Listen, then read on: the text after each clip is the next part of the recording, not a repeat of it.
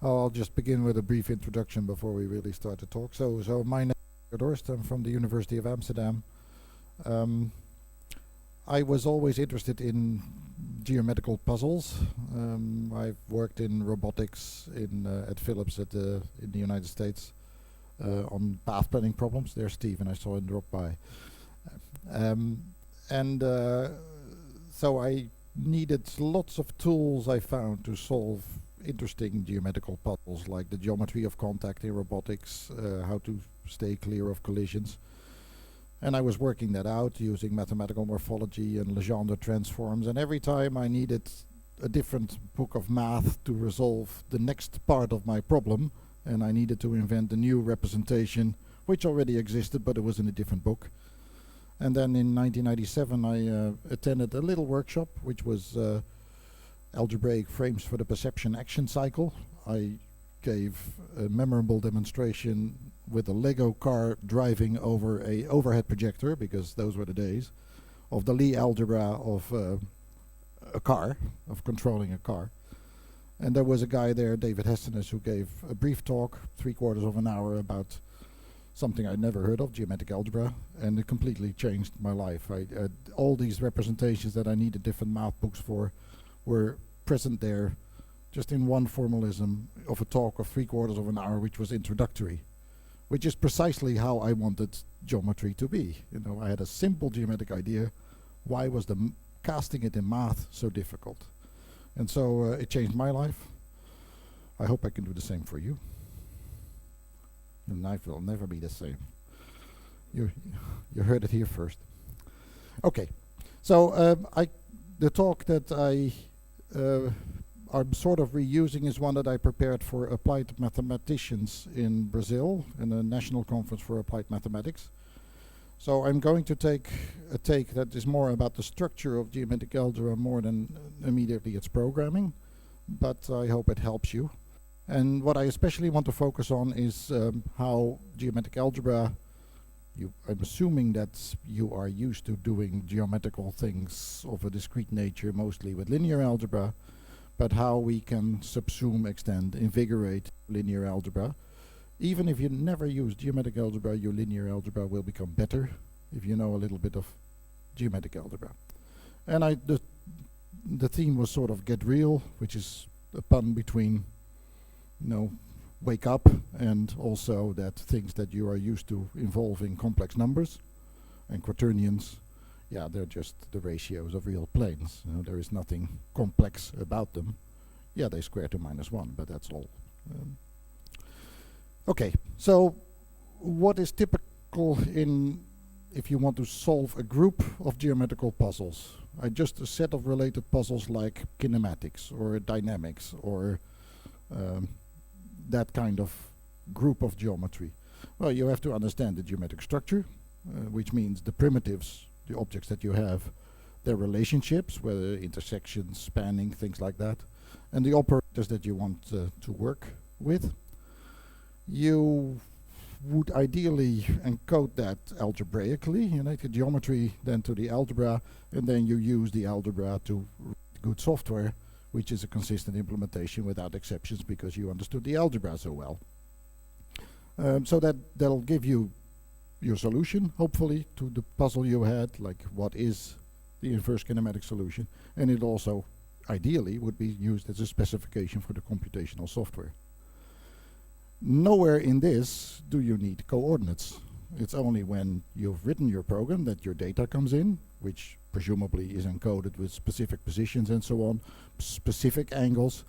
You put those in, your program works with those incoming data. Well, that's not how we do it when we use linear algebra. There are basic primitives in linear algebra, the subspaces, which aren't really algebraic. We have the span of a bunch of vectors, we call that a subspace, but that's not a linear operator because the span doesn't change when you change these elements. There's sort of an algorithmic thing in there that if there's redundancy or linear dependence, then you should reduce that first because before you actually can determine the span. So the subspace, which is a very basic concept in linear algebra because eigenspaces, vectors collect themselves naturally into subspaces, is actually not a part of the algebra itself. It's where you see little bits of English, column space, null space, span. You need coordinates even to specify the operators, because you have to choose a coordinate system in which you then say, well, the unit vector transforms to this, so that's the first column of my matrix. The coordinate system has nothing to do with the problem that you're actually solving. If you want to do operations like translation or so, it really depends on whether you translate a point, or whether you translate a line, or translate a plane. Your operators have to adapt themselves to the operand they're acting on. There are certain operators that we use quite a lot, like orthogonal transformations, that are actually hard in linear algebra because they're matrices with constraints. And so I always have to make sure that they don't move off the orthogonal transformations when I do an estimation. If you make a bug at the coordinate level, you produce nonsense. It's no longer geometry. You actually make a real mistake. It's very hard to spot where those things happen. And then when you really start doing it, you have seen this morning that the standard way is reverting to quaternions or biquaternions. So actually you leave your linear algebra because it wasn't good enough. This is not how it needs to be. We really want something like the first part. We want an algebra that can do geometry, only geometry, all of geometry, and it can be used both to state the problem, to solve the problem, and to implement the problem. And our claim of the presenters here in different stages of fields is that is the thing we have for that. I like to start with a little demonstration. So this is software that's freely downloadable. It actually comes with my book, but the website geometricalgebra.net or geometrica.org, I bought both of them, contains it as a freely downloadable thing. So each of the figures of the book, this is figure 1.1, so I typed figure 1.1 and you get figure 1 of the book. You can look at it from all directions. Okay, that's not so special. But each of the elements can also be manipulated. So what is going on here? There's 3 points that define a circle. That circle is rotating around this given line. That gives the green trajectory, which is maybe a little bit visible. Now I have a plane, and that plane reflects the line and all the rotated circles. So it's an artificial situation. It has a bit of a mathematical flavor, but and I can also change the angle of rotation by making it more or less. It's a simple geometrical situation, and you would really want at least the simple scene to be described by simple principles. I give a little teaser of how that's going to look like, and only at the end of the talk will we understand how that's put together. But it is possible to define a geometric algebra, because there is more than one, in which the circle through 3 points is just a wedge product, a special product that we have that spans subspaces. The rotation of the circle is the application of something we call a rotor. You can call it a biquaternion because it is a rotation not through the origin, but it is done by sandwiching, so r times c divided by r. Okay, but we have to make this rotation operation around the line, so let's look how a line is represented. Well, a line is just 2 points and a point at infinity, so it's a circle that passes through infinity, or 1 point and a direction and a point at infinity, which is also has a representation in the algebra. And then when I want to make the rotation around the line, I just take the exponent of the line with the angle I want, and that is my rotation operator that will rotate my circle. The plane representation, well, how have I specified the plane? I had a point on it and a normal vector, then this is what a plane does. And if I want to do the reflection of this line in that plane, or if anything in that plane, I just do again a sandwiching operation between the plane times the thing I want to reflect divided by the plane. And I have executed the motion here incrementally.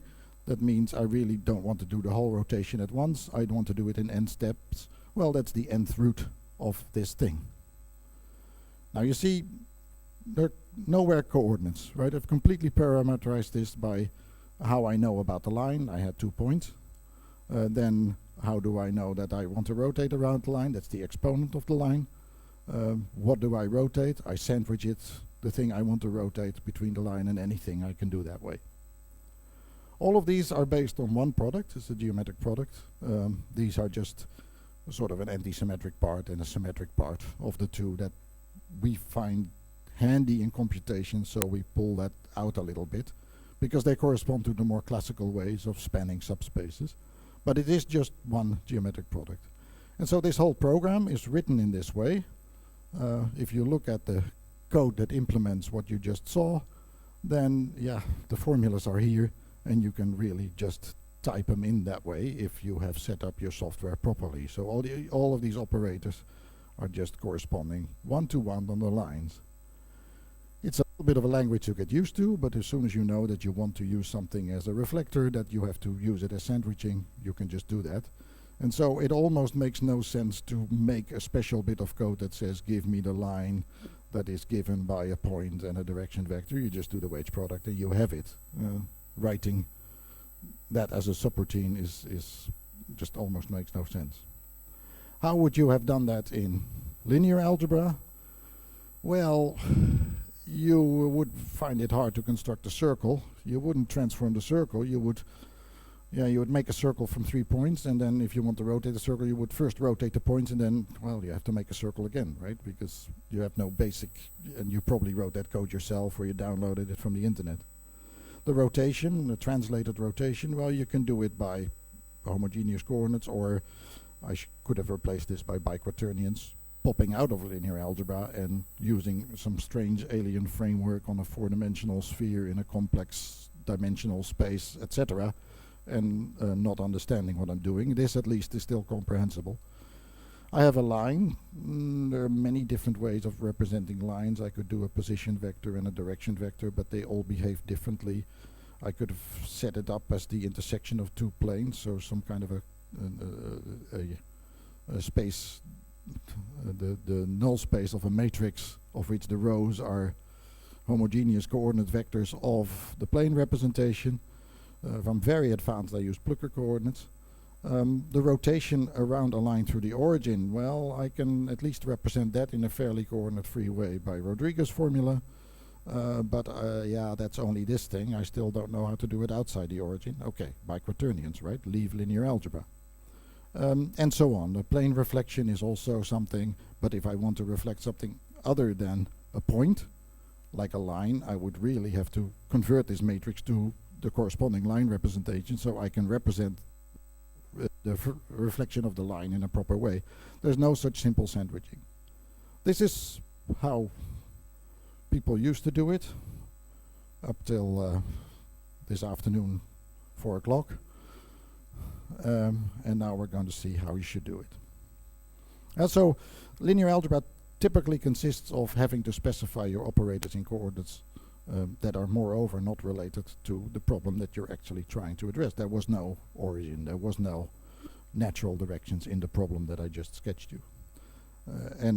It takes a different form if you use the same operator, the thing that I want to do reflection, I don't want to do rotation, on something else. So that's the first teaser. The second teaser is I have a number of points in 3-dimensional space, and I want to find the best circle through it. Now this is obviously not linear algebra, because circle is not a basic element in linear algebra. But again, this space in which circles are subspaces come to the rescue.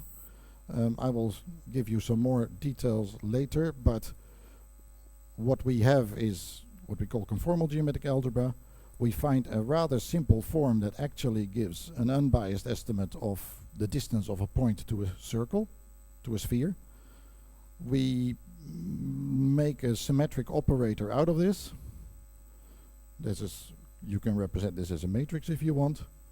Then we solve the problem and we find that eigenvectors of this operator are really the things that I'm interested in. This gives an orthogonal eigenbasis of spheres for the data, and again applying this wedge product gives you then the optimal circle. I did this, presented this at a company that does geometric data processing. And even though you're going to understand that this was developed in a geometric algebra, the whole code is just MATLAB without geometric algebra. We are going to have to do very strange things. We take a point and we make a vector out of it that has, okay, this is homogeneous coordinates with something else. We have to make that matrix of the mapping that I talked about as this thing. So this is where the data goes in, the data matrix goes in this format, and there's a weird matrix M involved. The eigenproblem is now MATLAB. The intersection can be defined as yet another weird matrix, but at least it's a matrix, so I can implement it in linear algebra, and therefore in MATLAB. And then I just have to unpeel the components and see which ones represent the radius of the circle and which the center of the circle. But all of this can be done without knowing geometric algebra. You can implement it just with MATLAB. You probably would not think of it without using GA. Now it turns out, so I did this as a little puzzle because I was interested in knowing what the solution was, not because I really had an application. It turns out that a lot of books have been written even about circle fitting in the plane, let alone circle fitting in space. Deep books, good books, very complicated books, because this is a complicated nonlinear problem. What it turns out is I've shown you, well, I've not shown you, I've bombarded you with the fact that I can formulate it in such a way that it just becomes an eigenproblem, which is standard linear algebra. So by taking the right representation, you don't have to throw away all you know about linear algebra. No, eigenvalues, SVD, least squares, it's all still important, but the power of this tool is becoming much extended because you can embed things in such a way that it becomes linear algebra. And it turns out that my first attempt to do this, no, I wouldn't say that it took just a day, but it certainly took less than a week and didn't take as long as it took this guy to write the book. It was as good as the best solution known in literature, which was only in 2D and mine was in 3D. That's not because I'm extremely smart, or at least that didn't matter here. It's because the way of handling problems with geometric algebra, having the right algebra for the problem, really empowers the practitioner. Something that you try as a first reasonable thing that is dictated by the structure of geometric algebra is, for the sort of problems that we try to deal with, often also a very good solution. And that's how it should be. You know, geometric algebra is geometry is too important to be left to mathematicians, we say. So it turns out that the CGA, conformal geometric algebra, we'll talk a little bit more about that, is a good one to know for these kinds of problems involving spheres, circles, etc.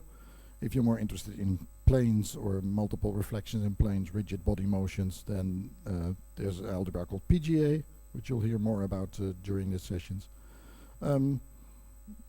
There are different geometric algebras, and but you will be lucky with most of the problems that most of the geometries that you encounter already have been studied. The algebras are known, the implementations are known, and you can just use them.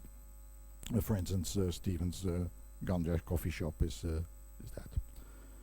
So, the purpose is to give you a feeling of how this works, why this works, that it's fun, but that there's some old things that you probably have to forget to actually absorb it completely.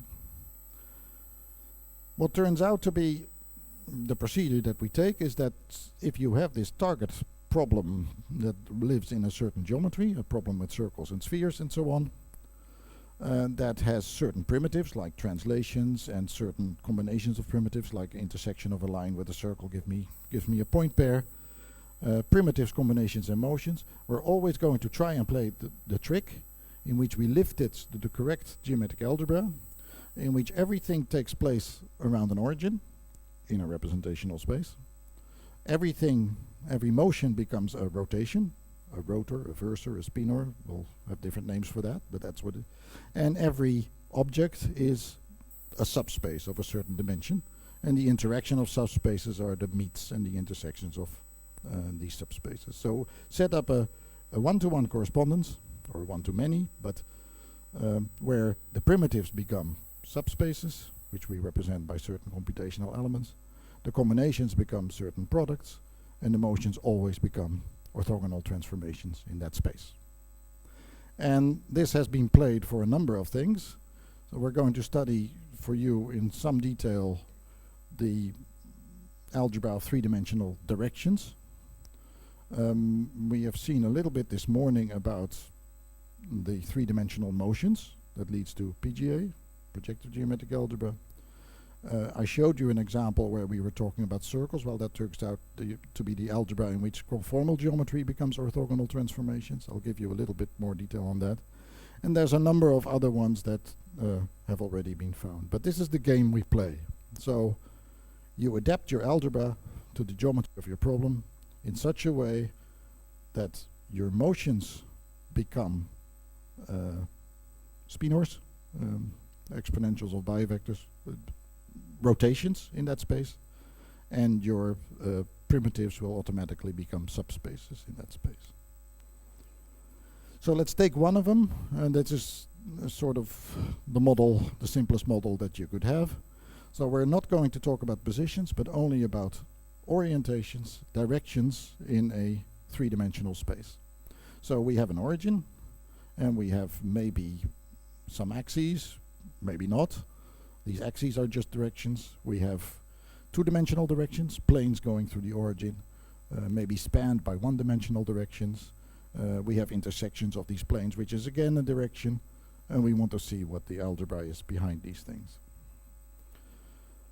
So for now, we stay at the origin, because it's the cleanest thing, and also because in the general mapping, this is actually sort of what we always achieve. So if we have the right mapping, we will always be at the origin of some kind of an algebra. You know that from homogeneous coordinates. No, it's very reminiscent of that.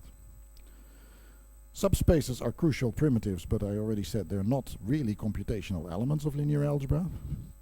Even the fact that something is linearly independent is not a quantitative property, it's a binary Boolean property. You don't want that in geometry. We're going to use this to illustrate, and I think I made these points, and we will see that quaternions pop up quite naturally as the ratio of two planes. And the whole purpose here is to make algebra geometric again. I have some red hats that I can sell you that have that as a logo.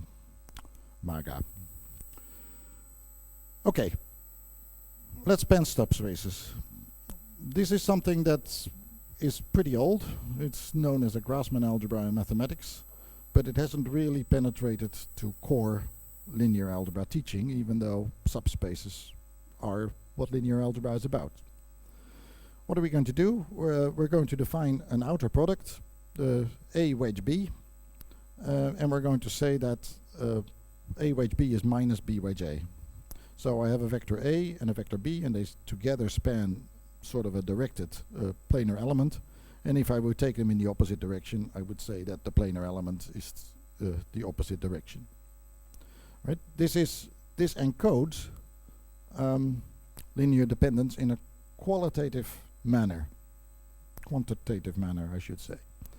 One of the consequences is that A wedge A equals 0. So it's not quite like the span, because if I span a vector with itself, that vector, here it has to be 0, because I get something positive here, and now it's negative, so it has to be 0 in between, because we want to be linear. And indeed, this property, if I have another vector x that is part of such a wedge thing, then I can say that x is in the span of these vectors. That's the correspondence to the classical linear algebra. Why is that? Well, if it is in the span, I can write it as the sum of two of A1 and A2. And if I then do the wedge product, then I develop all this. The wedge product is associative, distributive, linear in its arguments, etc. Everything you want it to be, because we're still setting up something linear. And then you see that I get these terms A1 wedge A1 and A2 wedge A2, and these are 0. So it disappears. But I can also be almost linearly dependent. You know, if I have a plane of spanned by two vectors and I have a vector that's not quite in the plane, then this will be, because of the linearity, just a small something that becomes only 0 when I'm in it, and a small negative something when I'm out of it again. So this is already an improvement over regular linear algebra. I'm beginning to have subspaces as elements of computation.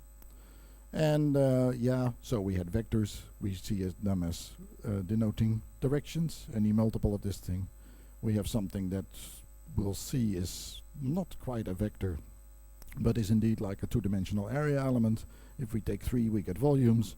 And if we take no element, just a scalar, then we get a weighted point at the origin, a zero-dimensional thing. How do I know what it represents? Well, let's do something weird. Let's introduce coordinates. You probably still think that's normal, but we don't.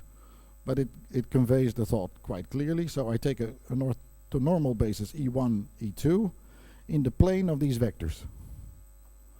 And then I should be able to write the first vector as cosine plus sine and the second vector as cosine plus sine. I now use just the rules that I had for the wedge product. You know, I expand it, it's linear, distributive, etc. I get this element, which is 0. I get this element, which is 0. I get E1, E2, but that was minus E2, E1, so I can group these. And now I use my trigonometry to show that, oh, it's only the relative angle that matters. That's good, because these vectors were chosen relative to an arbitrary coordinate system. So if it's truly geometrical, I should have no relationship with the coordinate system at all. It's the relative angle, and I get something like this. And this thing, E1 wedge E2, well, that was the plane that those two things lay in. Let's not write it as E1 wedge E2, because if I rotate two of these vectors, it's still the same plane. So let's just call that I. And now I see that my element that I made with the wedge contains quantitative aspects about how big the vectors are. It contains angular aspects about how much aligned they are. And it contains spatial aspects of what plane they reside in. So this is a really nice thing to have. And these are going to play the role of subspaces. So this is with 2, with 3 you get similar things. In other dimensions you get more things. If you now look at what you can make with that wedge product, then you can build up a basis for any element that you're likely to get. You can get a scalar, you can get the vectors, and in 2D you can also make E1 wedge E2, which is the plane that you happen to be in. And now if you wedge any of these vectors with this, it becomes 0. Right? So it automatically closes, and this is all I get. In 3D, I have 3 vectors, so I will get more of these planar elements, coordinate planes in this case, because I took coordinate vectors, and I get a volume element over here. And now we see a little bit how geometric algebra, or, well, we're not in geometric algebra yet, we're still in Grassmann algebra, how this extends our vocabulary to deal with elements. So we usually talk about vectors when we talk about linear algebra. We also talk about complex numbers as combination of a scalar with something that squares to -1.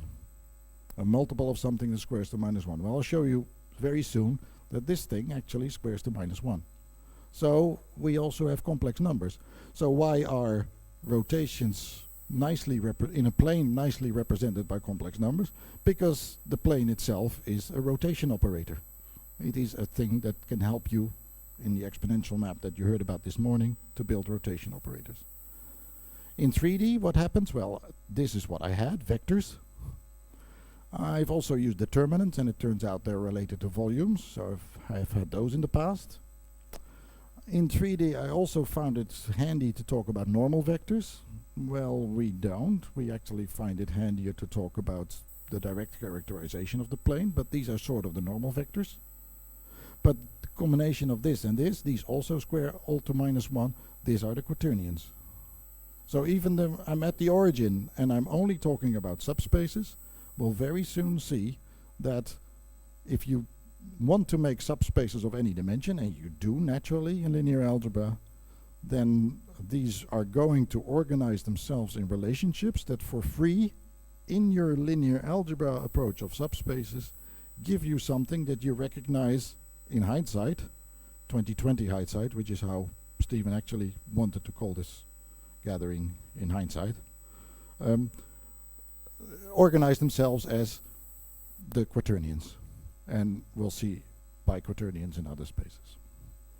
And so operators, things that we're used to thinking of as operators and things that we're used to thinking of as elements, are somehow all together in something that to you maybe now still looks like a bit of a salad, which is the taken from the title from Charles Gunn's talk on Friday. But we have to give more structure. The Grassmann algebra doesn't quite have that yet, so now we're going to talk about the size of elements. You saw this morning that reflection may be an important operation to organize our operators. Let's look at that classically. So I have here a plane, and I have, maybe I should do the demo first. What is it? Figure 7.1. So that is from my book, Chapter 7, Figure 1. And there it is. So we can look at this a bit in 3D so you see better what's going on. So this is that plane with a normal vector A. I can change that normal vector. I'm taking a vector x and I want to do something. I want to reflect this vector in that plane. Well, what do you do classically? You project this vector onto the normal vector, and then if you take this vector, you get the reflection in the line. So this is x plus twice that, and if you take x minus twice that, you get over here. Right? So this projection plays an important role there in this. So it's a bit of a complicated operator, but you already see that in geometric algebra it's going to be rather simpler. So classically, we would say reflection is take the vector x, take minus 2x dot a times a divided by a squared. This is the classical projection operator, which I subtract twice from the vector to get this. Obviously not something very elementary, a reflection in a plane. It looks too complicated to be a sensible thing. One idea we could have is that this thing is symmetrical. Why would you have a symmetrical product? That's too much of a demand on a product. Let's say that it's only symmetrical because it is the symmetrical part of a much deeper product. xa plus ax divided by 2 is something that is clearly symmetrical in a and x. So let's replace the dot product, which we love, by this deeper product. Well, as you do that and you put that in this equation, you see that the 2 disappears and I get this. I hope that this product is such that I can multiply things out, so I get xa squared divided by a squared, and then I get another term minus axa divided by a squared. Wait a minute, a squared divided by the norm of a squared. Well, why not I set this new product in such a way that the square under this new product is equal to a dot a, the norm that I already have. Then this term disappears, this term disappears, this term disappears. All I'm left with is this. And then this a divided by a squared, well, if I dot that with itself, then I get 1. So this is sort of like the inverse of a vector. Right? It's actually that inverse of the vector. Right? You have a vector, you reflect it in a sphere, and you get 1 over the vector. Same direction, different magnitude. Oh, but now I get a much simpler expression for something that was a reflection. Here I would not think of using this as a basic building block for anything. Now I'm almost back in Lego, These are just, I have a vector, I have a plane, and what do I have to do to reflect the vector in the plane? I just sandwich it with the plane in front and the plane in the back. If the plane is a unit plane, so that a squared equals 0, then this element is the same as that. There's a little minus sign because I'm reflecting in the normal vector rather than in the line, but it certainly takes a simple expression. So by doing this trick of saying there is a deeper product of which the dot product is only the symmetrical part, I can get a much simplified thing. And if I want this to be true, I see that I have to assume certain properties of that product. I have to assume linearity, associativity, I have to assume that a squared equals a dot a. So wanting this to be true dictates the mathematics that comes out of this. Well, this is the geometric product, the basis of geometric algebra. It's also called the Clifford product because he thought of it first, but we think it's so important. And he's dead anyway. He died tragically early, otherwise we would have used this instead of linear algebra, because this was before linear algebra. This was before matrices. Okay, so we have a reflection in a plane. Let's do two reflections in a plane. Well, you've seen this morning that two reflections in a plane, we suspect that that might be a rotation. If I do two reflections on a plane, I have this operation, and now sandwiched with the second plane, all at the origin. Well, I can clearly, or the minus signs cancel, I can organize this, and if I look at the inverse of a product, then it's the product of the inverses in opposite order, right?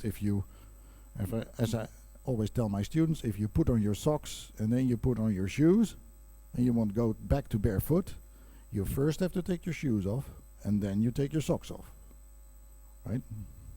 This is something they learn in my linear algebra class, and they'll never forget. And we have the feeling that it rotates over twice the angle. Well, maybe we should show that as well for the people who weren't here this morning.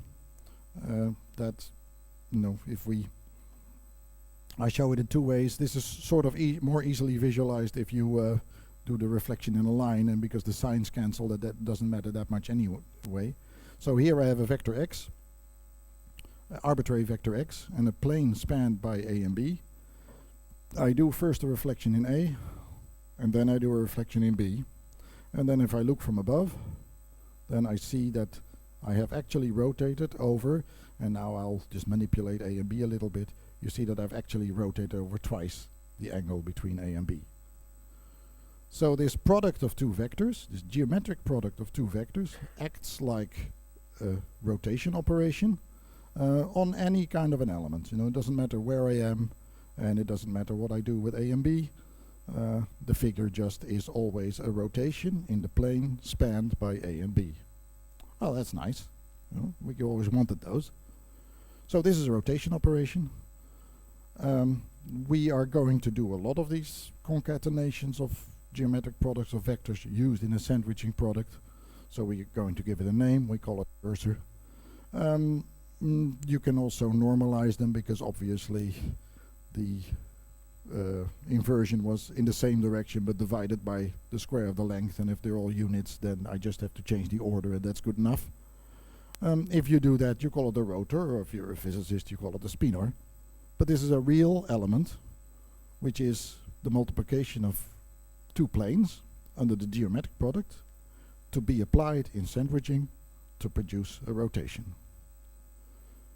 It's also quaternion, which is rather unexpected in this context, but this is what quaternions do.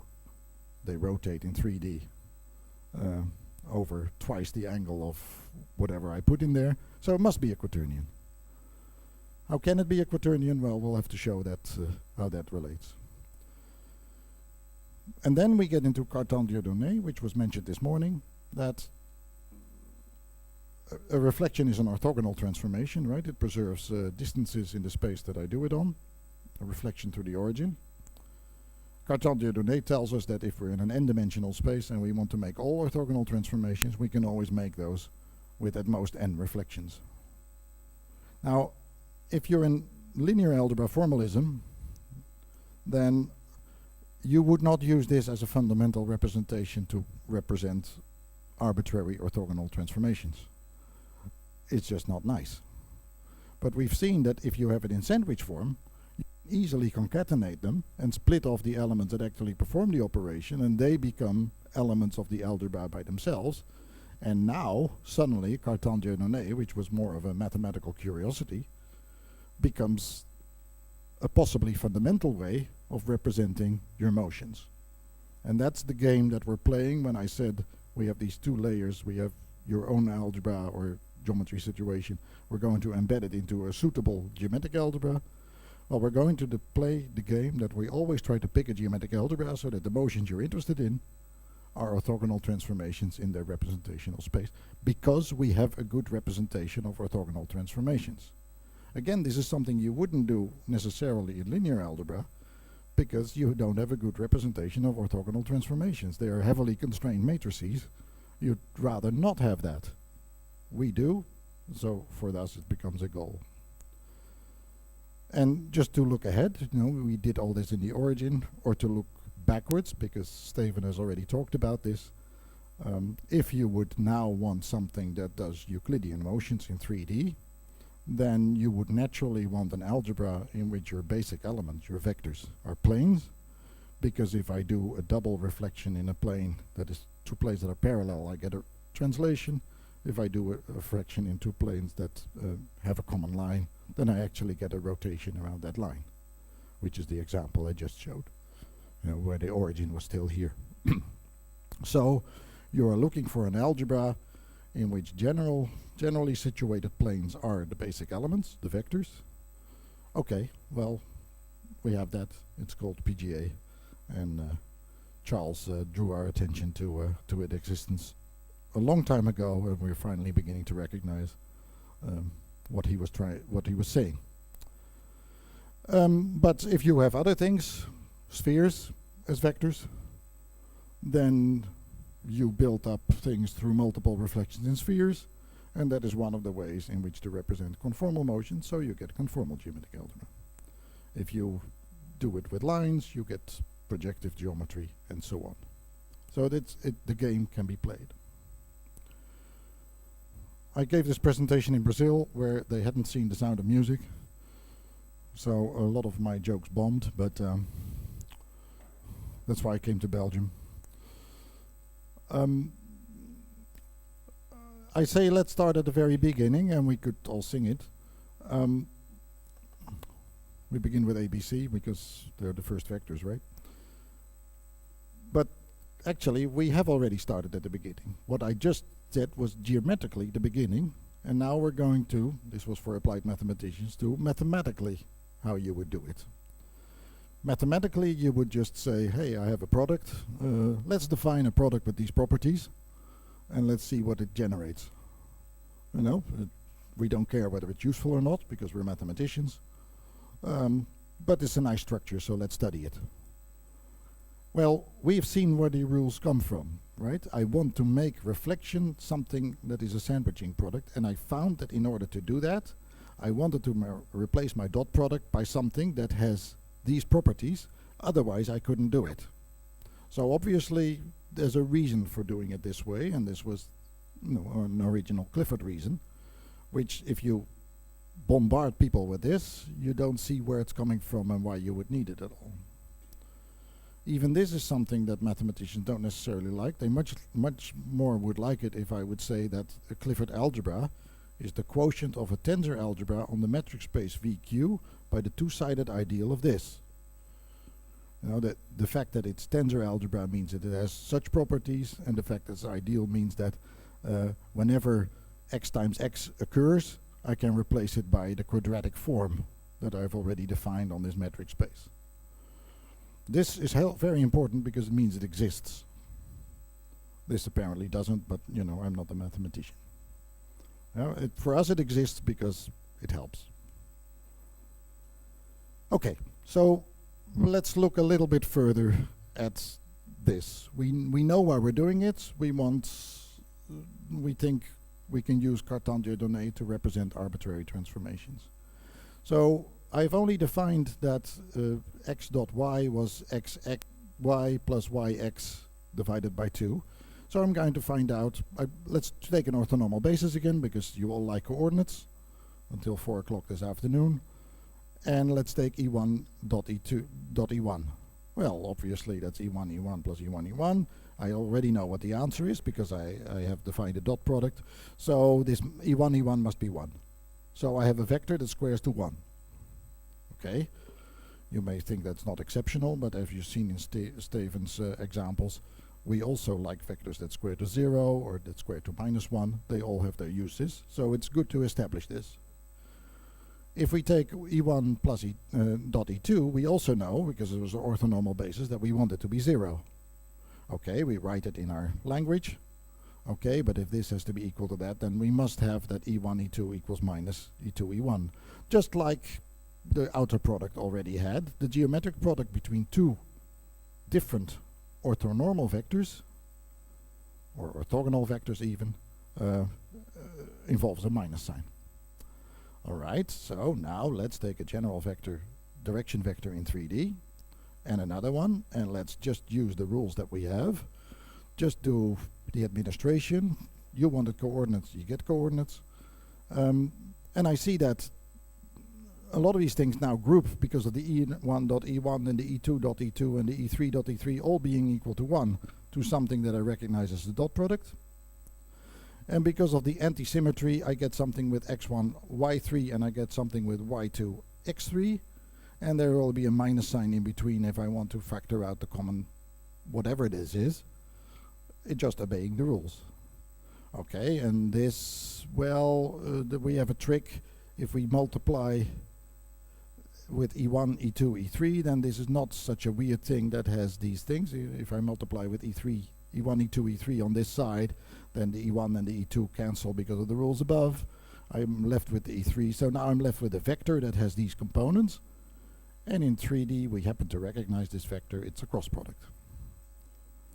So, two things that we were already using, the dot product and the cross product in 3D, are unified or recognizable as parts of the geometric product.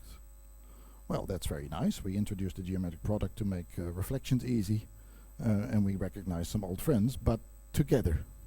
And we also know that this product was defined to be invertible. You know, if I have xy and I multiply on the right with y inverse, which I had, then y times y inverse is 1, so I get x back. So by combining these two things, which I would never think of combining before, the dot product and the cross product, I get an invertible product. So I can divide by vectors. I can solve equations with vectors as if they were real numbers. I just have to be a little bit careful about commutativity, but I can divide out vectors. These other elements that we have here, I've earlier suggested that there might be complex numbers or quaternions or something in there. Well, let's now see that we indeed have E1, E2 squared equals minus 1. E1, E2 squared is this, written out. It's associative, so I can put the brackets like this. I took an orthonormal basis, so I can use this rule and swap them, but I get a minus sign. I group them again, and now I can use this rule twice. And indeed, this thing, this planar element, this element that had the same properties as spanning two vectors, two orthogonal vectors, as squares to minus 1. So I have complex numbers, I have quaternions, but I haven't made them, and I don't have to say that they're complex. I can actually get real. Also in Brazil, that is as get real, which is their local money, and they did this talk, so they knew why I was there. So, but this is how complex numbers and so as soon as you admit subspaces and you admit the geometric product as a way of organizing the symmetry and the antisymmetry in things, you automatically get complex numbers and quaternions without ever needing them and without having to take a class in complex numbers, because they're just elements of this thing. So we've seen the symmetric part gives the dot product. Well, it will hopefully not surprise you that if you take the antisymmetric part, you get an antisymmetric product which you can actually identify with the thing we had before. So we could have started just from the geometric product and said, oh, this is an interesting combination, let's see what it does. And this is an interesting combination, let's see what it does. But there is only one product. It's just that spanning and projection are natural things to want not to have to construct all the time like this. And if you now look at this earlier equation we had, yeah, well, we know that this is the norm of x times the norm of y times the cosine of the angle between them. And this is something like the norm of x times the norm of y times the sine of the angle between them. And this is then a spatial element that is attached. So the geometric product could also be written in a form in which I have b and a and the cosine and the sine, and I would be tempted to write this as the exponential of this bivector element in here. Why can I do that? Well, if I just define the exponential as expanding the Taylor series of the exponential, then the fact that this squares to -1 gives me the same reason as it works for complex numbers to be allowed to write this. Right? So this, I can write it in a product form of directions, or I can write it as saying, well, you were talking about this plane and you wanted to turn in it. Let's call I phi the bivector rotation angle. And if you really want the rotation operation, do the exponentiation. If you want to apply it, use the sandwiching. In general, when you expand this in a larger algebra and you have two arbitrary elements x and y of certain dimensionality, then you'll find that, yeah, if you're lucky, then none of them cancel with this double product, you know, the E1, E1. There's no doubles in here, so you get something of the great dimensionality of x plus the dimensionality of a. But sometimes you don't, because you are only in a 5-dimensional space and you multiply something 3-dimensional by something 3-dimensional, and that will give this term 0. But pairs of things can cancel, so you can also get a term of this dimensionality, and so on, until you've exhausted the possibilities for things to cancel. In 3D, this was the dot product, this was the outer product, and there's nothing in between if you do it with vectors. In general, there may be other things. We haven't given them all names. We haven't learned to use them so well. All right. So, a bit more feeling of, one of the things that strikes people as really strange is that we dare to add something that is obviously a number to something that is, well, not a number, right? This was this E1 wedge E2, it's this bivector type element, plane-like element. Why is it really a plus? Well, you can see the invertibility of the geometric product from this figure. If I give you a vector and I give you the dot product of an unknown vector with that vector, do you know what the unknown vector is? No, we are here. I gave you the things of constant dot product are a plane perpendicular to this vector A, and I've only told you the value of that perpendicularity issue, but x could be anywhere on this plane. Well, this is actually the plane equation, right? Similarly, if I would tell you, well, maybe you should read it as the cross product, tell you the cross product of my known vector with the unknown vector, so I know the vector and I know the vector A and I know the cross product, then all the possibilities of x are on this line. Now, this is the thing that spans the same side of area with the vector x. Also not invertible. But if I have something that has both of them, then clearly the unique intersection of that line with the plane is where the vector x has to be, because it has to be on the plane and on the line. And you see that very clearly in the computation of the decomposition in using the geometric product. I can obviously write x as x times xa divided by a. So just put brackets around it, but a is invertible. I know that I can write this out as x dot a plus x by j, because I've just shown you. Oh, okay, but now if I divide it by a and it's distributive, then this is clearly recognizable as the projection. You know, take a unit vector, then this is x dot u divided or times u. That's the projection. So this is the along part, and the other one must then be, we call it the rejection. It's the part of x that doesn't want to be, have nothing to do with a at all. Well, these are vectors. So if I take something that is of dimensionality null plus dimensionality 2, and I multiply or divide it by something of dimensionality 1, then I get something of the sum of the dimensions here and of the difference of the dimensions there. These are both vectors, and clearly I want this to be a plus. So let's make this a plus as well. It's all totally consistent, and this is decomposition not relative to a fixed basis that you had before, but a vector A that for some reason is important in your problem. In fact, the fact that it doesn't commute is very handy and very geometrical. It turns out for vectors that if two vectors commute, then they're parallel. Because it means x wedge a equals 0, so x doesn't span anything with a, so x must be along a. So this is true. The other one we've seen for the orthonormal basis is that if x and a anti-commute, if I change the order and get a minus sign, then the vectors are perpendicular. So very clear and useful geometric relationships between parallelness and perpendicularity, metric relationships. This one is metric, this actually not. It's Grassmann. This one is really geometric algebra. Are encoded in anti-commutativity of the product. Okay, and that works out more, except you get in general dimensions you have to bring this several times to the other side of this object A, which has dimension 2. So you get as many signs, minus signs, as A has factors. And so we have this little handy hat to indicate that. But again, parallelity, being parallel and being perpendicular are simple commutative relationships.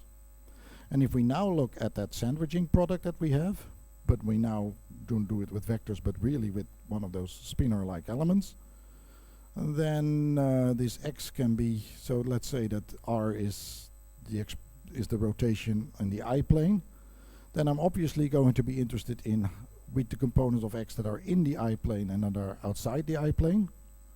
There are, so this is the perpendicular component, this is the parallel component. Then there are different commutation rules for each of those. So one of them allows me to bring r to the other side. The perpendicular component doesn't feel the rotation. That is expressed as the fact that it's perpendicular to the rotation plane. So I can just rewrite r x perpendicular to x perpendicular r. And these things cancel, so this component is indeed not changed. If I look at the other one, then, well, if r goes to the other side of this one, if I goes to the other side of this one, it changes its sign. That means that the rotation operation over r becomes the inverse of the rotation operator. So now I get this. This I know I can write like that. And now I see that I have derived Rodriguez formula. If you are relative to a plane and you have a vector x, then the rotated version of vector x consists of three components. One of them is that the projection of x on the plane rotates by cosine phi. The perpendicular component doesn't change, and this one changes by sine phi. Well, these are precisely these components. Right, so Rodriguez formula, if you know it, is a precursor to the coordinate-free way of characterizing rotations. And a much easier way of talking about, you can make a matrix out of this as well, of course, because we just are rotating a vector x, so this is an operation that applies to a matrix. And that's how it's usually presented. But it is a good example of making an orthogonal coordinate system that matches your problem. You have a plane I, you have a vector x, okay, there's a little bit of this, the result is a little bit of this, cosine, a little bit of this, sine, and a little bit of this, 1. And that makes my rotation. So this is coordinate-free rotation, but yeah, we already knew it, we just recognize it now. Okay, there are two ways of talking about spaces. So we have seen that if we have a A1, A2, and A3, I can span the space by taking the wedge product. So I represent the subspace by vectors in it. It is also, I could also say, well, if I have some span of things and I look at the vectors perpendicular to it, so the dot product is 0, then I have sort of represented it like what in linear algebra we would call this the column space, and we would call this the null space of B transpose, the things that are perpendicular to the rows. All right, that's handy to have. Well, the conversion between those two in geometric algebra is quite simple. The dual element, so going from this representation to that or from this representation to that, just involves dividing by the volume element of the space. This is E1, wedge E2, wedge E3, wedge E0. So the two, if you divide by the volume of the space, you pop from something that's in the plane to something that's perpendicular to the plane, and not only for planes. And this gives an intimate relationship between these two products. You can actually define the dot product by saying that you want the dual of the span to be the dot product with the dual. So there's a very tight relationship there. So this is handy because we often, it turns out that certain operations are actually handier to perform on one or the other of the two representations, but we have them both. And here's an example. I'm trying to work up to a next point to give you a bit of a break, so you can go somewhere with your joy. It turns out that when you work out this dot product and the wedge product, that the dot product of a wedge has this relationship. In cross product terminology, this is the back cap formula. But that means that if this is 0 and this is 0, then this is 0. Okay, so if I have something, if this represents x is on a plane, because x dot a equals 0, plane perpendicular to a, and this represents x is on the plane on b, then x must be on the line common to a and b. So then this interpretation being 0 would be x is on the line, so then this is the dual representation of the line. And that's how we can get right? So by duality we can get an intersection operation that works on these elements, and we can now, when we go to conformal geometric algebra, you'll see that the circle that interacts two spheres is just the wedge of the two spheres in the dual representation. This can be defined in any geometric algebra. It doesn't really, I introduced it with dot and wedge, but actually the structure is already present in Grassmann algebras. So we get closure and we can make anything. I think I have a, yeah, okay, I'll stop there. What happens now with linear transformations? Well, we sort of already knew what happened with linear transformations. If you have two vectors x and y, and you have their sum, then we know that linear transformations are such that if I first transform fx and then I transform fy, that the sum of these two is just, can be made in either way. I either transform this or I make the sum in the image. That's a linearity property. But we interpret this figure in a second way. This sum involves completing the parallelogram. This is the wedge product, the span of the two things. So this figure also tells me that if I originally had something that was spanned by x and y, then the linear transformation will make it into something that is spanned by fx and fy. So I'm going to move up my linear transformations to act on arbitrary subspaces through the origin by just saying that f acting on this just means that, well, you could compute it by first doing f on each of the vectors and then doing the wedge product, or you could do it immediately. Either way it's consistent. And this is sort of, in linear algebra you would express that if you do a matrix on the column space of another matrix, then it becomes the column space of m times that matrix. Sort of the same statement. So things that are handy. You can now do adjoints between arbitrary subspaces. You can get a closed form of the inverse of any of the subspaces, which is really handy when you have composite expressions and you want to see, if I change the subspace a little bit, what happens to the total computation. Projection becomes universal. If I want to project something on something else, it's always x dot a divided by a. In linear algebra you have a similar formula that looks more like this, right? This is the projection formula onto the column space of A, but this is only for vectors. This one is for any kind of an element, also for other subspaces, for projection operators, etc. Yeah, if you let this act on the volume element of the space, then you get what it does on vector 1, wedge what it does on vector 2. You actually get that the volume element scales with the determinant. We know that in linear algebra. It's just but now we can say that the volume is an eigen element of the operator with eigenvalue determinant f. So it just expands some of these notions a bit.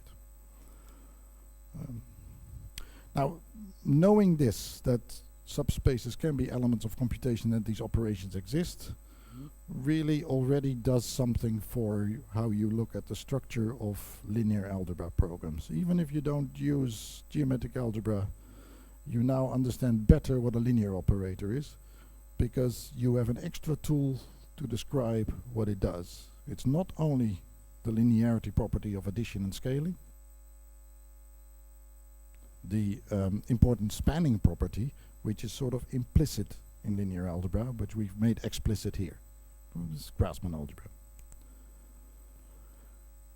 Now, how would a composite element reflect? Well, it is a linear operator, so if I want to do a complex element, then I would reflect the first, I factorize it. I do the first factor, the second factor, the third factor, and so on. But now I see that obviously this cancels that, all these, and the only a's that remain are on the outside.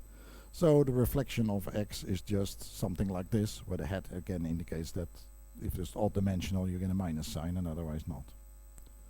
But now we have made these wedge products and these dot products out of linear combinations of geometric products.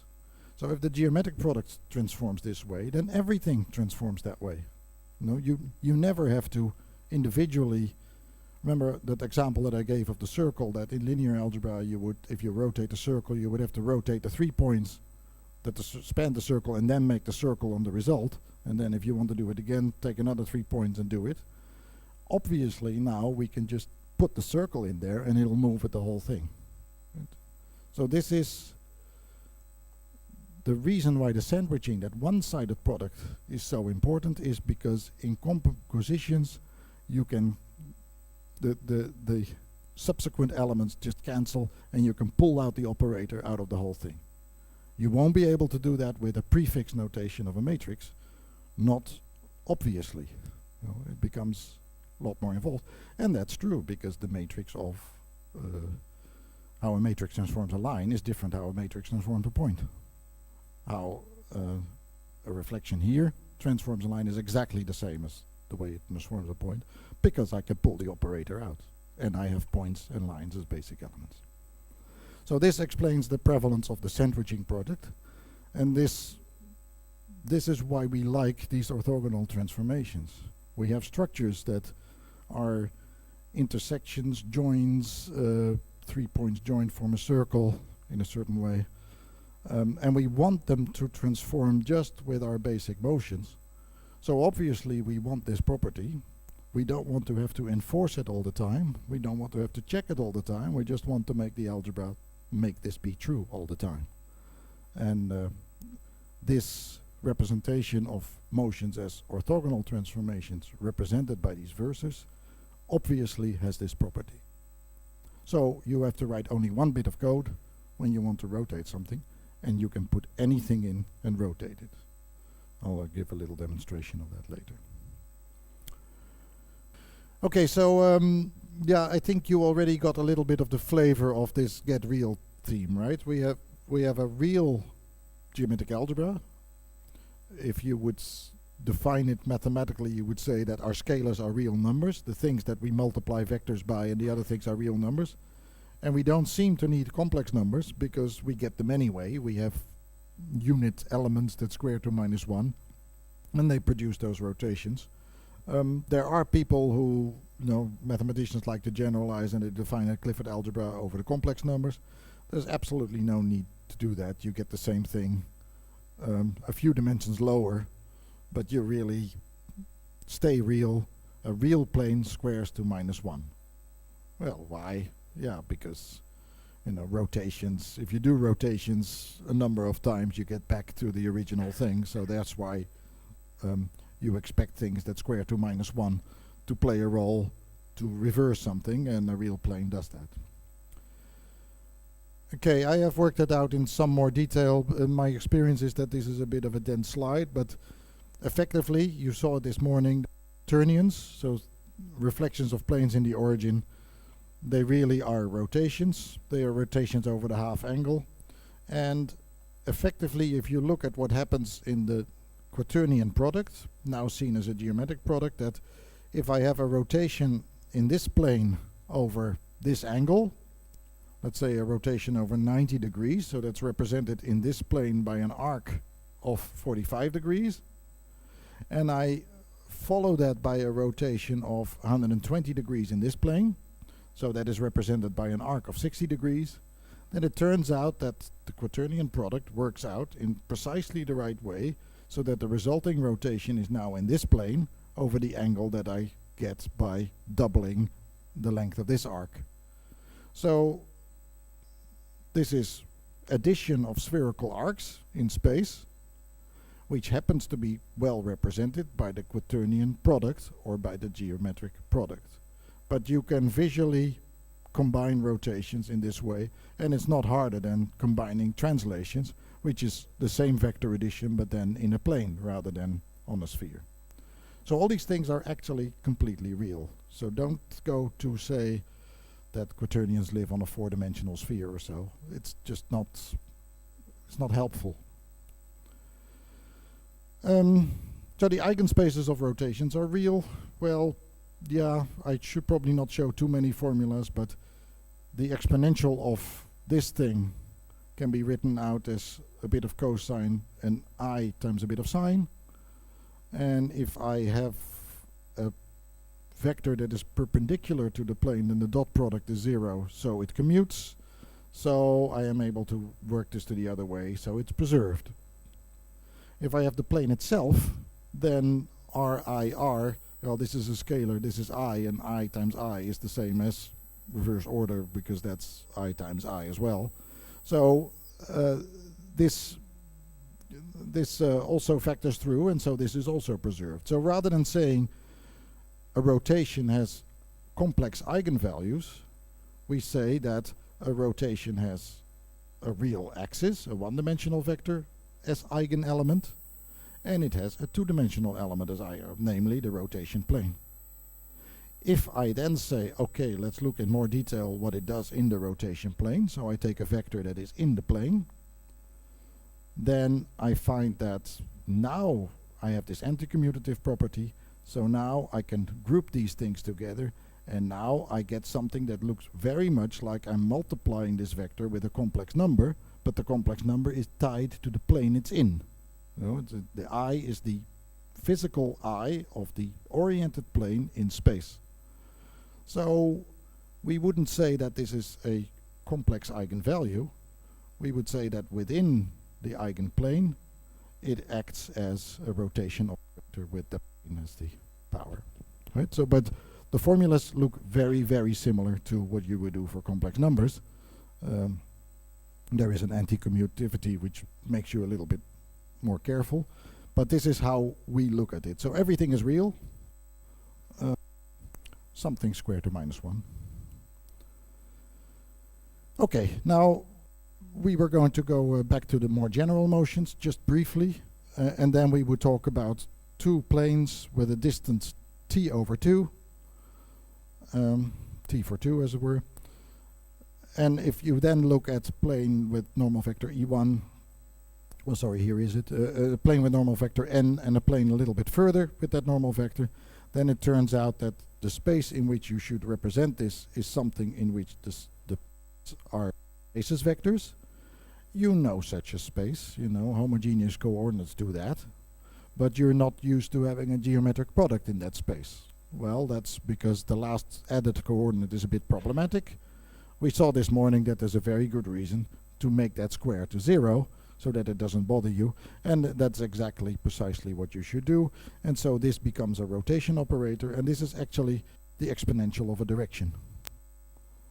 The exponential of a direction is an operator that moves you in that direction. If we do something similar with two planes that make an angle of phi over 2, then we get an operator. This looks very difficult, exponential of something. Well, it turns out that this I phi actually represents the line common to the planes. The angle phi over 2 I get in there, right? That's here it is. And so in the initial example I showed you something where I made a rotation operation by taking the exponential of a line. This is that construction. Yeah, okay, this squared to -1, yeah, that's why it's a rotation. But it's also a line, a dual line actually in one algebra, and if you have an algebra that already contains the duals as the natural elements, then it is a bivector. So geometrical elements can be made, can be exponentiated to make them a symmetry of the thing that preserves obviously that element itself, as and that is what Stephen took as the basis of his talk this morning. So I started from making the subspaces and doing something with them. He started with the operators and seeing whether he could retrieve something subspaces. And we saw that there were some questions about the signs. Well, they're more obviously present here when you do the bottom-up construction. But there are two legitimate views of the thing we're making. So all these orthogonal transformations, not all orthogonal transformations, but the transformations that contain an even number of reflections, can all be written. They're part of a Lie algebra, you know, it's a lie. Lie, I mean, can all be represented as the exponential of a bivector to move them along. Well, if you can do the exponential, you can probably also define a logarithm. So if you need that nth root to do something in n steps rather than in one go, yeah, well, what would you do? You take the nth root of the thing. So if you can, if you have something like a rotation operator, you retrieve its bivector, you divide that in n pieces, and those are the basic operators that you apply n times to do this, and that's how that was constructed. It's not always easy to find a closed form formula for the logarithm in the algebras. I've done it for the conformal one, and in the PGA, the Euclidean motion algebra, it's actually really very simple. It's 1 plus the operator divided and then normalized. Sorry, that's a square root. That's a square root. I was momentarily distracted. Yeah, that's the square root. Yeah. Okay. Now we have now just done. You have the feeling that there's continuous motions in there, and that these bivectors are like a Lie. Well, they are. You can actually also develop a geometric calculus, so you can differentiate a geometric element relative to another geometric element. This is something that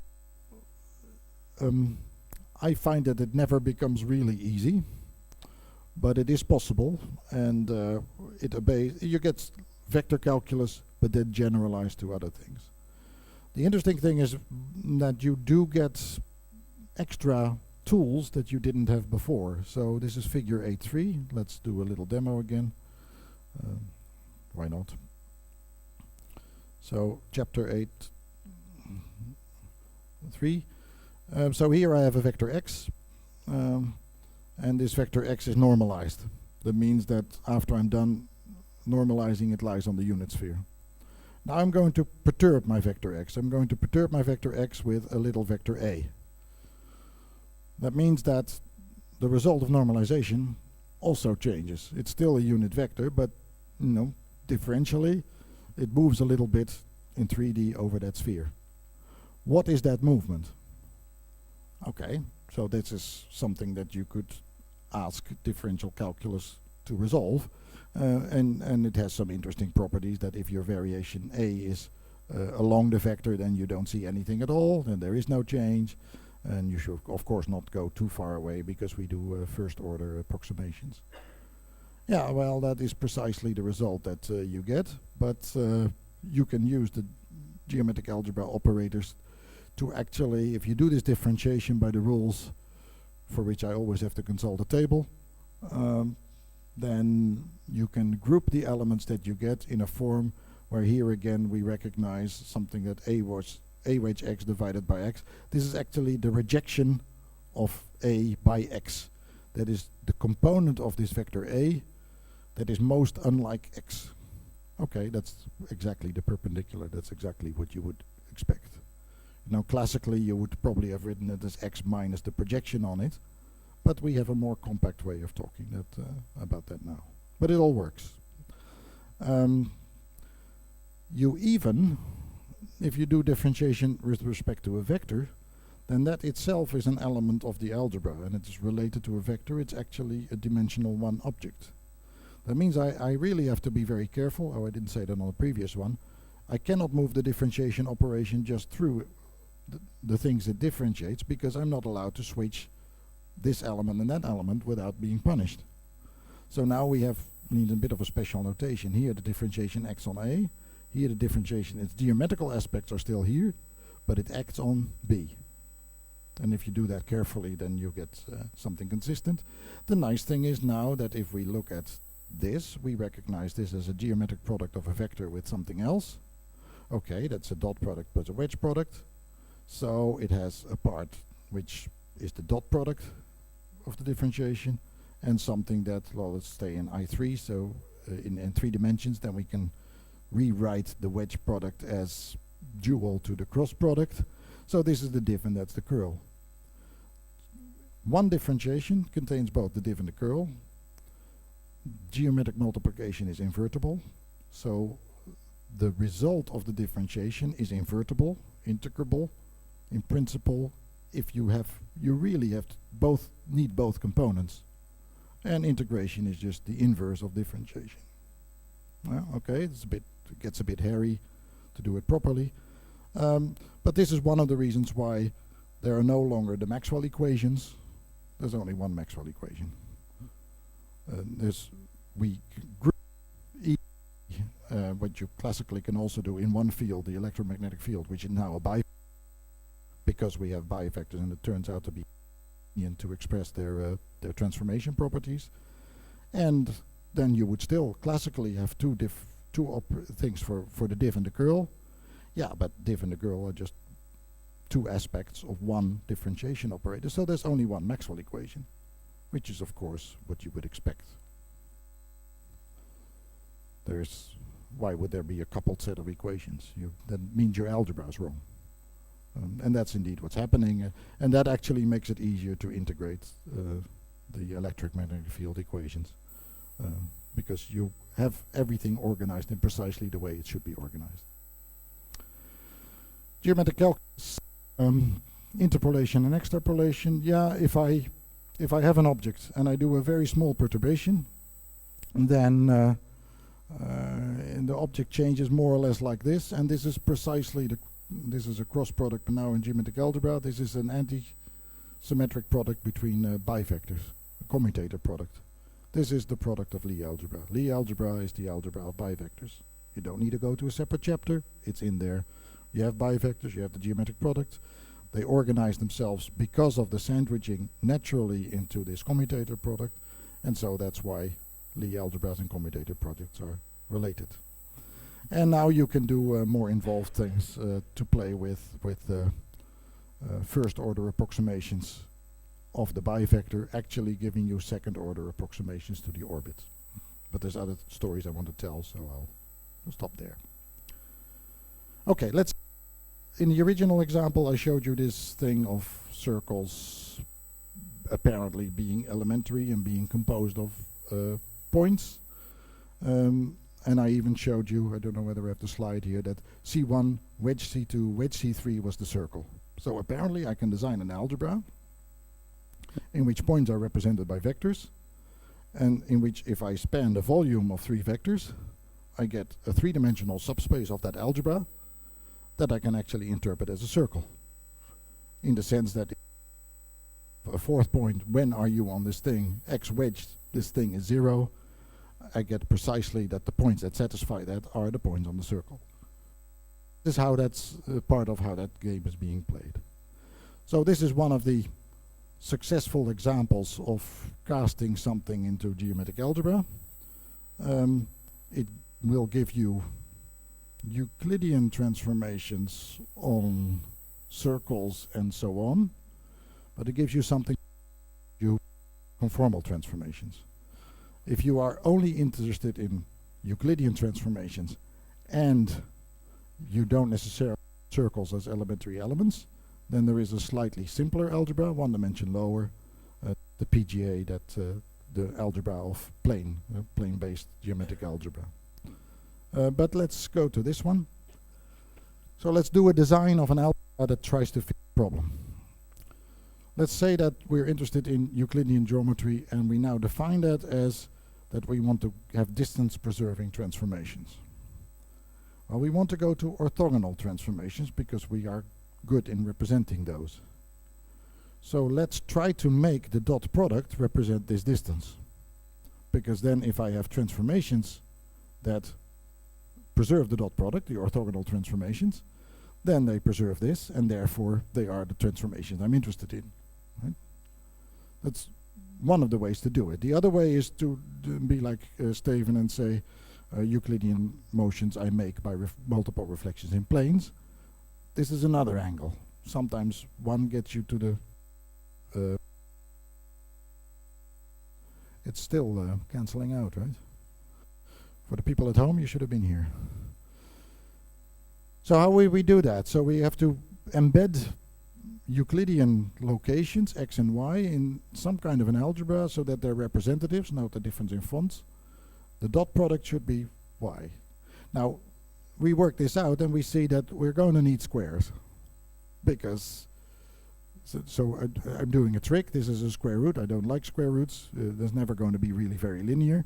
So let's take the square of this thing and try to represent that as a dot product. You know, little concession. Okay, I'm going to need squares. Well, that's non-linear in x and y. The dot product is linear in the representatives. So I have to put the squares in the representation. Right, so I get this as a representation. Okay, I try by Euclidean dot product between vectors like this. And now I get terms like this. Okay, I want those. No, I don't want those. So I'm certainly going to cancel them by setting this thing squared to 0. But now I'm in danger of losing this thing completely. I introduce yet another vector, n0. So I'm now, for a 3-dimensional space of Euclidean things, I'm up 2 dimensions because I had to introduce this n infinity and this n origin. I don't want that to interfere either, and now I've made something that looks like this. And if I now take the dot product between this, then I get this times this equals 0, this times this equals 0. So it doesn't bother me. I do keep this dot this, and I am going to define this very carefully in this manner so that if I do this and I do that, I precisely get the squared terms. I now group them, and yeah, I've sort of succeeded. You know, I've made an embedding in a space of 2 dimensions more, where I have to use Euclidean vector plus an n0 component plus an infinity component that contains x squares. It's a representation. And if I do the dot product in this space, I get the Euclidean distance. So if I now completely do transformations that preserve the dot product, I should have Euclidean transformations as orthogonal transformations, which I can represent with exponentials, etc. So this is the design strategy.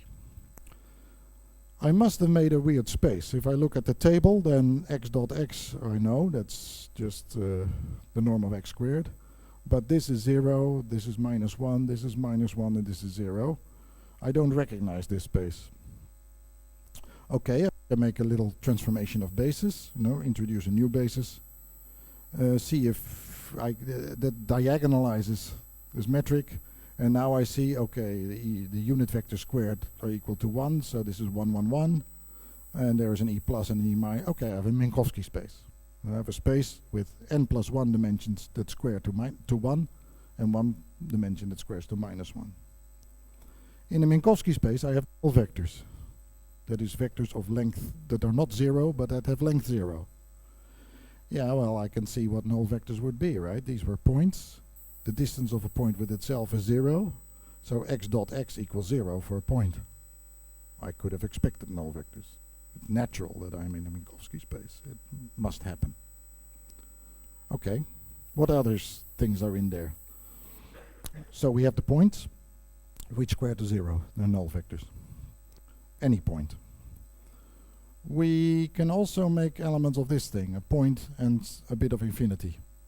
And if I now ask when is x dot such an element equals 0, that I find that I can rewrite this. X dot c is the distance squared, I can rewrite this to this equation. So this is a circle with center point C and with radius rho.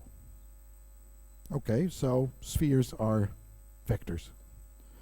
If I have a plane and I resolve the same equation of asking when a point is as a dot product of 0 with this element, then I find that that's a plane. So this is a space in which the basis vectors are points, planes, and spheres. Okay, I'm going to do Stevens trick. I'm going to use those vectors as the basic thing to do my reflections. I'm happy to see that I have the planes, because that means if I put the planes in parallel, I get a translation. If I put the planes intersecting, I get rotations. So I wanted all that. But I also get this spherical reflection. So I must have more than the Euclidean transformations. Yeah, that's true. I get conformal. I can either learn to be happy with that, or I should maybe go to a smaller space, which is PGA, if you own. But then you lose the round elements, the circles and spheres as bases. I'm going to play the game. You know, I have basis vectors. I can wedge them together. I can, with x wedge something, I can ask what are you representing. X wedge is 0. Is what subspace are you? X dot, what dual subspace are you? I can answer all these questions, and I get a complete vocabulary of things that I totally recognize as elements of Euclidean geometry. I get spheres as the wedge of 4 points, circles as the wedge of 3 points, point pairs, that's if I intersect a circle and a sphere, I get a point pair. So a point pair has to be part of that. It's a one-dimensional circle, as it were. I get the flat elements. So the line in the beginning demo, I said that if I have 2 points, a wedge infinity, then it becomes a straight circle, which we'd rather call a line. So I have those as well. I get directional elements. These are, turns out to be their translation invariant. They just indicate Euclidean directions. So that earlier algebra that I showed you, directions at a certain origin, yeah, the algebra of directions is a sub-algebra. And I even get tangents. This is rather interesting. If I have two spheres, 2 circles, then they have a point in common when I intersect them. They have no point in common. Okay, they have they have a point pair in common when I intersect them. They turn out to have an imaginary, or a point pair that squares to -1, I should say, in common when I pull them apart. But when they're just tangent, they don't have a point in common. They actually have a tangent element in common. They have a point in the direction in common. Tangent elements we are used to associating with differentiation. No, they're just the closure of the intersection operation. They're naturally present. They're elements that happen to square to 0, but they're naturally present as closure in a real algebra. Blah, blah, blah. Yeah, get real. I should get real too. Very nice things happen. I can represent a sphere as the wedge of 4 points. Or maybe I should... Yeah, maybe I'll make one, just to convince you that this happens. So, and probably, yeah, CLF. Oh, I'm in caps. Don't try this at home. I'm still in caps. CLF. So, how do I define points? Well, you know, I have that special vector NO, which is the point at the origin. Let's just take that. Oh, there's another script a bit active. Let me do it in this. A equals B. My daughter is taking a typing course, I'm not. And let's label the points so that we know what we're talking about. Label C. You can try this at home because you can download the software. Label D. Right? Now, these points were at the origin, but I have translations in my algebra, so I can just move them out of the origin. He knows how to do that. And now what I want to make is something that changes as a scene that changes with the points. So let's, in this language of this thing, you have to say that it's a scene. And I think I'm going to make a sphere by A, wedge, B, wedge, C, wedge, D. Okay. Ooh, it's not a sphere, it's a plane. Why is that? Because I initially drew these points out of the origin in the plane of my screen, so it won't be anything more. But as soon as I pull one of those points out, you see that actually it is a sphere. And no matter how I drew these points, I can always immediately compute the sphere in these things. If I had only taken 3 of them, I expect that I might get a circle. And this is true, except I redefined C, which wasn't very smart. Okay. Well, we just put C back in, and there it is. Put it at the origin. And so now I have a circle on a sphere, because obviously the 3 wedges of these things are that. So what is behind this is just something that computes the wedge product, and of course a display routine that knows if this is the wedge product and this is the center of the circle and so on. But if you want to find the center of a sphere, then for instance what you can do is you can take the point at infinity and reflect it in the sphere, and that gives you the center. There it is. Because if you do such a reflection, then that's one way of finding the center. If you want to know what the radius of the sphere is, you just square the sphere. That gives you a scalar number that is actually the radius. So all these things that are not hard at all, they are just part of the properly organized algebra. And I'm going through a bit of a computation here where I say that if you have the join of 2 points, then because of the anti-symmetric properties, I can just subtract a from each of them, because a wedge a equals 0 anyway. This actually turns out to be, if you take x dot with something like this, you're asking where are the points of which the distance is equal, set that to 0, where is the distance equal to a and to b, so that's a midplane. So this is a midplane between 2 of these points. This is the wedge of dual midplanes, that's a meet of 3 midplanes. The meet of where do 3 planes meet? Well, they meet in 2 points. They meet in the actual point that we're used to, plus they meet at the point at infinity, because all planes contain the point at infinity. So we call that a flat point. And you do some rewriting, and you now find that what you get is a representation of the sphere. This sphere I made with 4 points. This sphere is the midpoint and the radius. One is just exactly dual to the other. So if you implement it on a basis, you make this wedge product, and on the basis you can immediately read out, oh, this is the center and this is the radius. There's no complicated computation to convert from specify something by points to specifying something by center and radius. It's the same thing, just a dual. This is how things are organized. Now you begin maybe to see how I did that that sphere estimation thing. We now can understand that spheres could be elements of computation. We understand that a dot product of a point with a sphere, this is the projection of a point on a sphere squared. Okay, that's probably something like a squared distance. If I sum that over all the points, then by these new operators I can make a symmetric map out of that. A symmetric map has an eigenbase, orthogonal eigenbases of spheres. Spheres are vectors, right? This is just linear algebra now. I am in a space in which I have a symmetric map, and I'm asking for the orthogonal eigenbases, except that the eigenbases consist of vectors, and I know those vectors are spheres. So I get the best fitting sphere, the next best fitting sphere that's perpendicular to that, the next best fitting sphere that's perpendicular to that, because the dot product between 2 spheres means that the spheres intersect orthogonally. I didn't say that, but you can work that out. So the best circle is just the intersection of the 2 best fitting spheres, the 2 eigenvectors. And that's what this software did.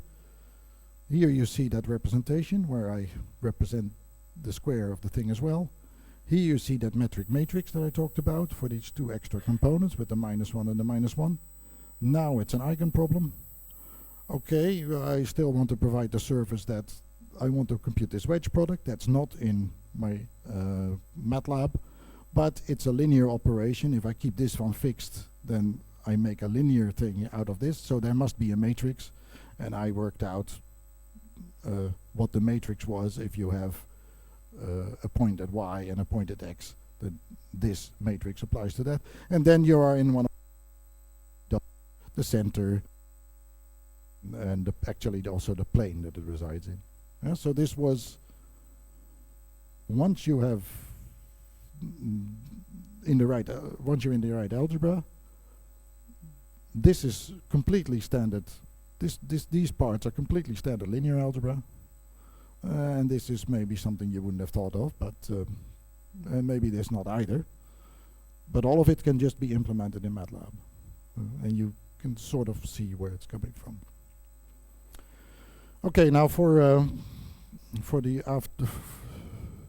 afterwards, I have lots of demos of interesting things that you can also do, because when I wrote the book, the Conformal group was rather new, so I went overboard and have been overboard ever since. I'm coming back on board now to the PGA. You can do different metrics without, you just change what you mean by the point at infinity. If the point at infinity squares to 0, you get Euclidean geometry. If it squares to +1, you get hyperbolic geometry. If it squares to -1, you get, and you don't have to change your program. You just change the vector that represents the point at infinity, and everything happens. I can do that demo later if people are interested. Now, this thing becomes big, right? The circle fitting shows that we can use algebra still.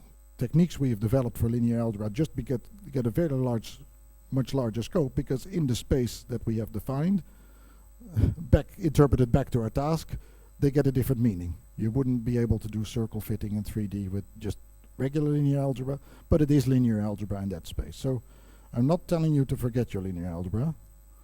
I'm just don't do coordinates, don't do matrices.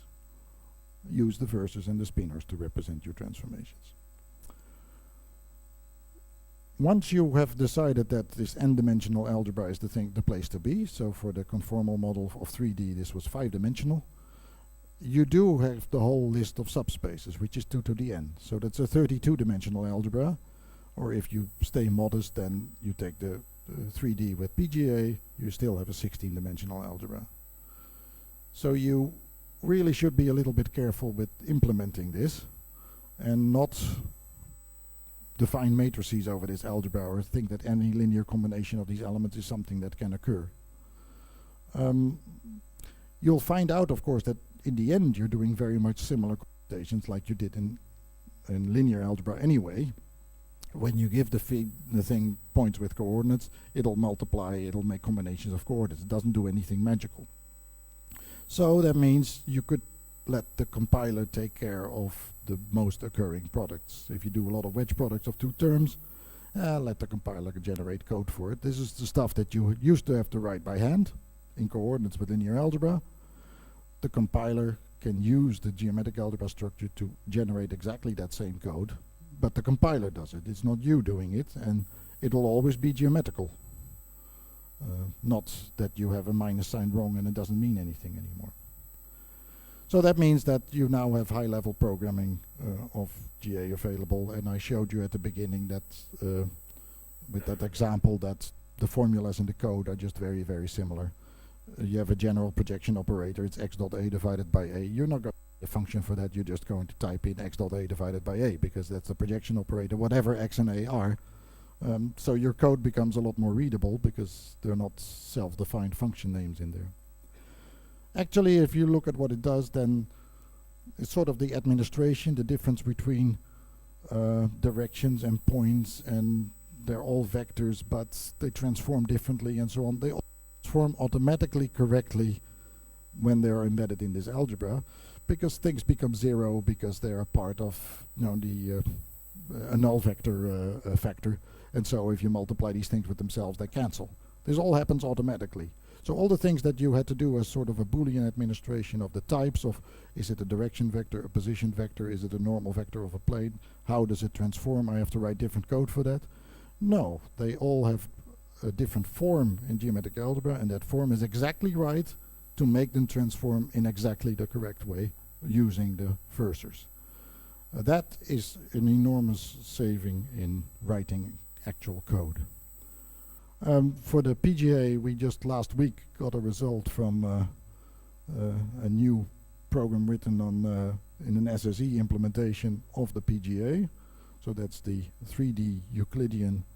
I wrote outer performs. I always type outer product and so on. Performs the standard LA based. So it's actually the standard straightforward implementation is much less code and actually faster than the optimized previous implementations of Euclidean motions. Right? The structure pays off.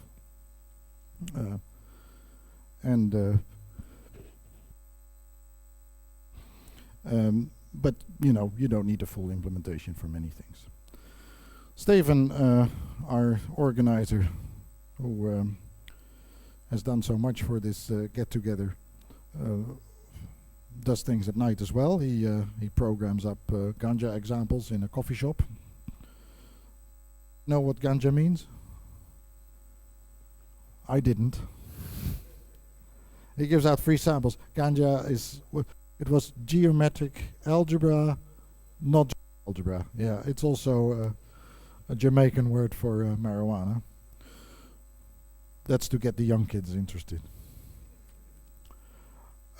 Many examples in Java, you can change them yourself. They run on your computer in real time, and you'll be amazed what your computer is capable of. Yeah? So, time to wrap up. That brings us back to Do, or actually to Don't. Linear algebra is just not good enough for geometry. Right? The primitives are only vectors and hyperplanes. Constructions are not at an algebraic level. There's the meet and the join and all these things to compute intersections. You have to spell them out, or they are as matrix. You know, the column space of the transpose of a matrix of which you have put the contributing vectors as rows, etc. That's not very pleasant, and it involves coordinates. The motions, linear transformations are a bit too general. We don't get this structure, automatic structure preserving that a double-sided project gives. A prefix product doesn't have that property, and that's why you can only apply the matrices to things that are of dimension 1, or you have to make them bigger to work on the composite subspaces. Properties, well, there's often a very nonlinear parameterization where we've seen if we go to the exponential, it's linearly, the rotation is linearly parameterized by the angle phi in a non-redundant manner. If you parameterize it by cosine and sine, which is nonlinear and often redundant because the cosines and sines occur in several places at the time. But you knew that when you went to quaternions. But there's really very strongly developed numerical techniques, decomposition techniques, and so on, and good principles of how you deal with numerical stability. That we don't quite have yet, but as I hope to show with the close relationship with linear algebra, we know in which direction to look, and we're beginning to develop them. But we could sure use some help from mathematicians to do that properly in these algebraic, in the arbitrary spaces. Specification by coordinates, very bad habit. Limited number of geometric primitives. You know, you will never have circles in linear algebra unless you go to this way of looking at it. Structure preservation, you have to enforce it all the time because it's not automatic. You need conditional. You need to see what you're transforming because before you know what matrix you can use. Okay, that leads to conditional things. You don't want that either. And really, quaternions are a cop-out because you're now leaving linear algebra and using something else to do something that's because you were using linear algebra, whereas here they are included for free. And then, by contrast, we believe that geometric algebra is more tailor-made. We have, as primitive general subspaces, which can really, in the right thing, model planes, lines, spheres, etc., depending on the relationship between the algebra you use to model your reality and the reality itself. Choose that well. There are exceptionless constructions. You know, intersections always work, even though the answer may not be real. You can still compute on with it, and it always has geometric meaning. Universal motions. You by the sandwiching, you can put anything in between and it transforms. You don't have to worry about it. You don't have to decompose it first, compose the element, transform the elements and then recompose them. No, you can just transform the thing immediately. The properties, parameterization is often immediate in terms of the geometric properties. You know, the exponential of a line is a rotation around that line. How much more simple could it be? You know, you'd almost want to, yeah, no, it cannot be simpler, right? But there's some work need to be done in where we are now in making it just as numerically stable as the well thought out implementations of linear algebra are. And that is work that we can probably not quite be trusted to do. We really would need some mathematicians to make sure that we didn't simply it's so easy to generalize in geometric algebra from a simpler case that we sometimes overdo that in a naive manner. But it becomes a high level language of geometry. I mean, exponential of a line is a rotator is pretty direct. Structure preservation automatic, completely interrelated set of primitives, you know, and also closed. You never get out of it and you never want to get out of it. All operations are geometrically meaningful, so if I have a new formula that I think might work, I just type it in, I drag the components around. If it stays together, then it's the formula. If I write it down, I still have to prove it, but I could also just continue because I'm totally confident that it cannot be an accident that it kept together, because the structure would have shown up if I had if I'd moved it even slightly and it broke apart, then it was the wrong thing. Was not what I intended, but still geometrical. Complex numbers and quaternions, you don't need them for geometry. They happen. Numerical J, need a bit of help. But of course, it's different than what you had in school. So we have tried to write better introductions than I found. I did part of that myself with this book. But for a while, you don't want to do it the old way, and you cannot do it the new way, so you're sort of lost. There are a lot of friends around on various net places. But it is a bit of a time investment. Precisely because you will like it so much that you don't want to allow yourself to fall back to your earlier patterns. I gave this talk originally for the applied mathematicians in Brazil, and so there was a little bit of a call of we really would like some help with some of the things. You know, wish lists. We have some other geometries that we'd really like to have in there. We have these blades, these things spanned with the outer product. That's a very thin manifold in the total possibilities, and that gives you the problem Steven was talking about, that when am I still a subspace numerically? When should I have been a subspace? How do I return to the manifold? If you're interested in these outer product elements, then this is an issue. Same thing with if I estimate a rotor from data, a rotation operator, how do I know it's a rotation operator? With linear algebra, you would do a polar decomposition, forget one of the components and make sure that you're left with a rotational component. Similar techniques can be done for linear algebra. Geometric algebra, Anthony developed those, but we don't quite know in what sense that would be an optimal solution. In linear algebra, there's strange things like Frobenius norms, which are handy for computation, but geometrically not very meaningful.